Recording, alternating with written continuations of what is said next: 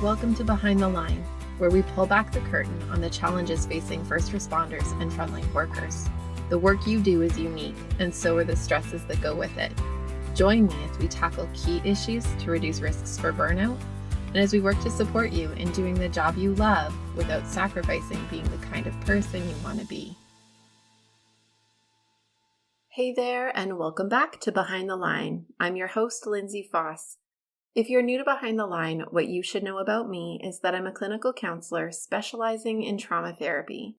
And after over a decade working with first responders and frontline workers around issues like burnout, compassion fatigue, PTSD, and related OSIs, I have become a passionate wellness advocate and educator for those who sacrifice so much for our communities out on the front lines. Behind the Line is a place for us to talk about the real life behind the scenes challenges facing you on the front lines. I created this podcast with the hope of bringing easy access to skills for wellness, allowing you to find greater sustainability both on the job and off. Well, friends, we are into March now, and I'm not so sure about where you are, but where I am, kids are officially on spring break, which now feels like an annual reminder of the beginning of COVID 3 years ago, when we went on spring break and then just never went back. I'm not sure about all of you, but it feels strange to reflect on the years we spent in the thick of COVID. And now having this last almost year where life has felt a bit more normal again. Reconciling what we've all been through and what we'll carry with us as a result of it honestly hurts my brain. I know many of you are still feeling the impact of those years deeply, both continuing to face COVID-related concerns as well as the vicarious impacts of the trauma that left imprinted on you, and the associated impacts of staffing shortages and other challenges.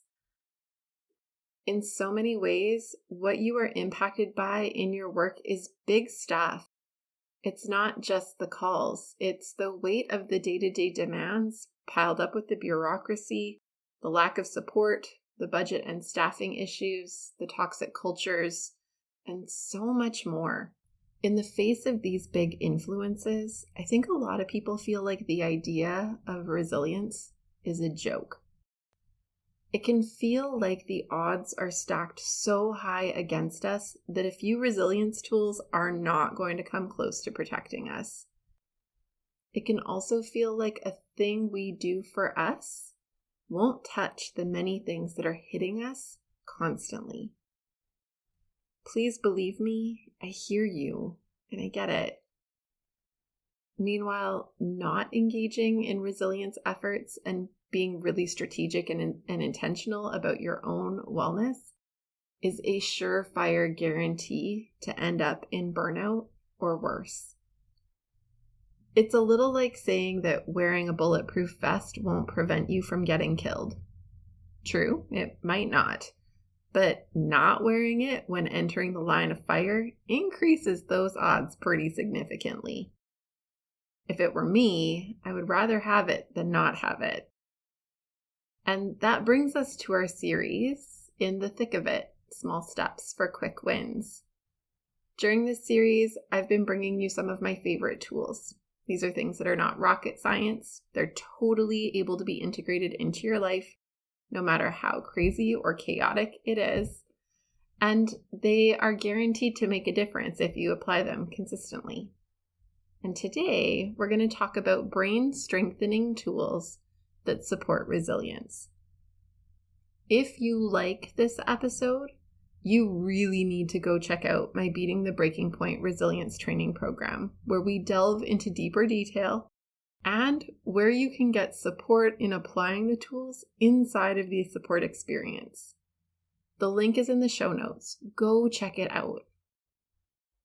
Okay, for the purpose of today's episode, I want you to think of your brain like a muscle. Really like a group of muscles. Each region of your brain performs different jobs to serve your needs. And much like a muscle, the more one region is used, the stronger it gets.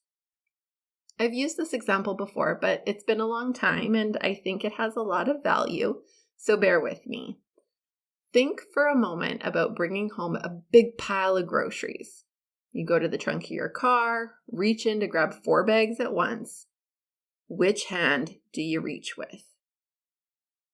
Most of us have one arm that we will tend to choose to overburden because it's our stronger arm.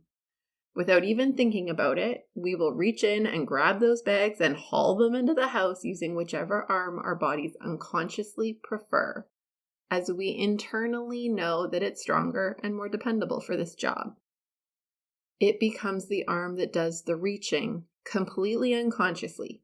It just happens. If we think about your brain as a group of muscles, we can picture this the same way.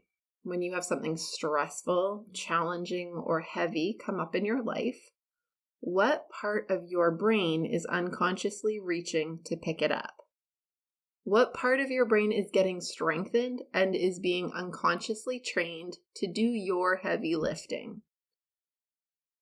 The very real answer for many people, particularly those who work in high stress-related environments, is that their stress center, also known as the limbic system, has gradually and quietly become trained to be the muscle that does the lifting.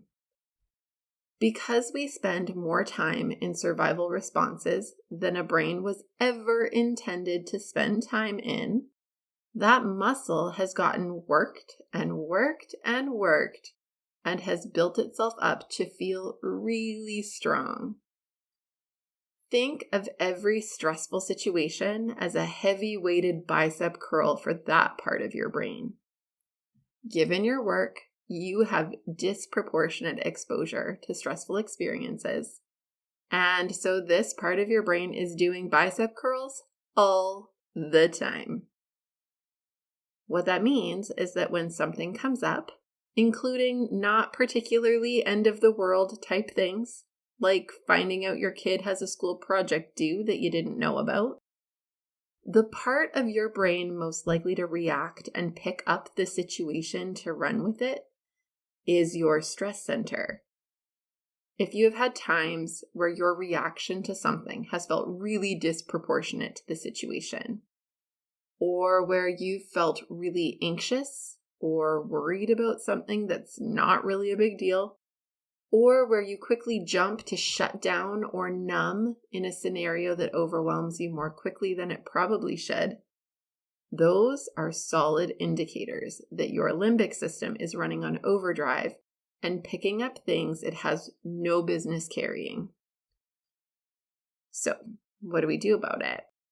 Well, the goal is to strengthen a complementary muscle group. If I have overworked my right arm, I probably need to spend some time investing in building up my left arm to try to better match and support the strain I'm putting on my right side. Similarly, if I have an overworked stress center limbic system, I need to invest in building up my executive function center frontal lobe. Your frontal lobe is the counterbalancing force to your limbic system. When the frontal lobe is strong, it helps keep the limbic system in check. The more intentionally we work at strengthening our frontal lobe, the better we can support our limbic system at picking up the things it's meant to pick up, but not the stuff that it's not meant for. Behind the Line is sponsored by Beating the Breaking Point. Beating the Breaking Point is a 7-part online training program designed specifically for first responders and frontline workers, and tailored to fill the gaps in your training to support resilience and sustainability. Whether you're new to the work and wanting to cultivate tools to prevent burnout, compassion fatigue, and related concerns, or you are deep into your years on the job and have gone a few rounds with burnout and other mental health challenges, this program offers the foundational pieces you need to support personal and professional wellness for the long haul.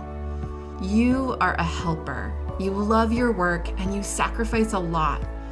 Investing in you and your sustainability is the best gift you can give yourself and those who lean on you.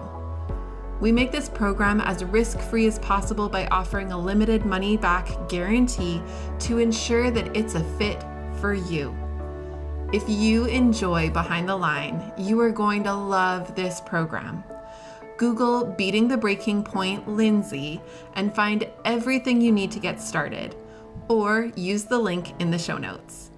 Now, back to the episode. How do you build up your frontal lobe, you ask? Well, here's what you need to know about your frontal lobe. Your frontal lobe is the part of your brain responsible for what we call executive function. It's the director of your brain. It is highly reasonable, rational, and systematic. It loves things like language, order, and sequencing, like 1 and then 2 and then 3. Planning and organizing, grouping, differentiating, like knowing the difference between things, recognizing, labeling, and numbering. When we understand what this part of our brain does, we can work at building in exercises to support strengthening it. Here are some of my favorites. Number 1, alphabet game.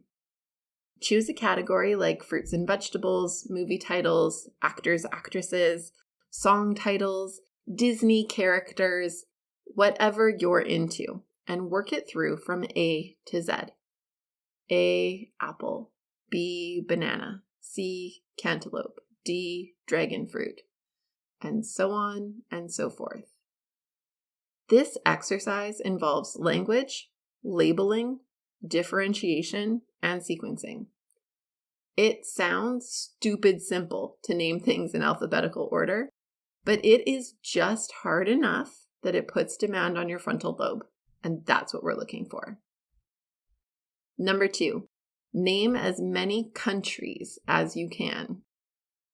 This activity typically inspires people to use a skill called cognitive mapping, which involves thinking in your mind of a map and constructing an idea of where things are located in space. Interestingly, cognitive mapping is a highly frontal lobe task and really puts demand on this part of your brain. Think of it like adding 10 pounds of weight to your workout. You can equally do variations of this activity where you name all of the streets you would drive on your way to somewhere you go regularly, or the names of all of the stores you would pass to get from point A to point B. Number 3, 5, 4, 3, 2, 1. Name 5 things you see around you, then 5 things you hear, and then 5 things you feel, like touch, not emotion. Then name 4 of each, 3 of each, 2 of each, and 1 of each. Try not to name the same things to mix it up and make it harder. Again, we're asking your brain to engage in labeling, sequencing, grouping, and differentiation. All of these are frontal lobe tasks. These tools are great to use when you are in stress. I often teach these to people who struggle with panic attacks, as it forces the brain to recalibrate and redistribute energy to balance out panic and stress responses. That said, they're also great to use more generally as an effort to strengthen proactively. Imagine using this in stress response mode as lifting something in a moment of need. But that would be made way easier if you had done regular lifting and exercise to build up strength before having the moment of need. We want to do the same thing for your brain. We want to train it in downtimes to build it gradually to be more effectively responsive in moments of real need. For those of you who are part of the Beating the Breaking Point support experience, you'll find a new infographic tool posted to the training vault to help guide ideas for frontal lobe strengthening activities beyond the ones we mentioned in today's show.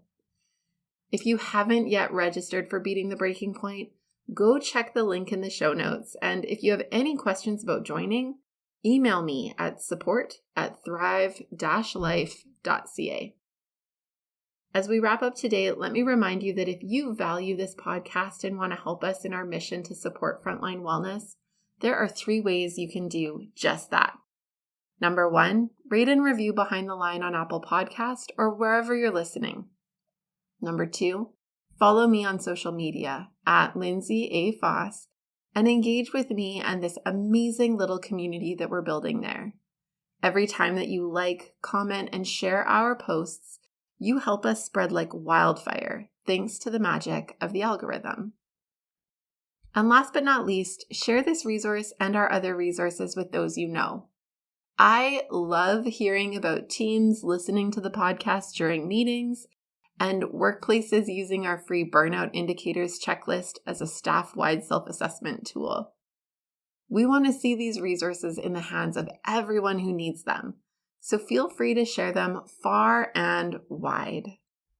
Know that we can be found online on our website, on most major podcast platforms, as well as on YouTube. We make all of our resources available to you because the work you do matters. But more than that, you matter. And we want to make sure you have what you need to keep up the good work at work, as well as in your real life outside of work. So use it and share it. And until next time, stay safe.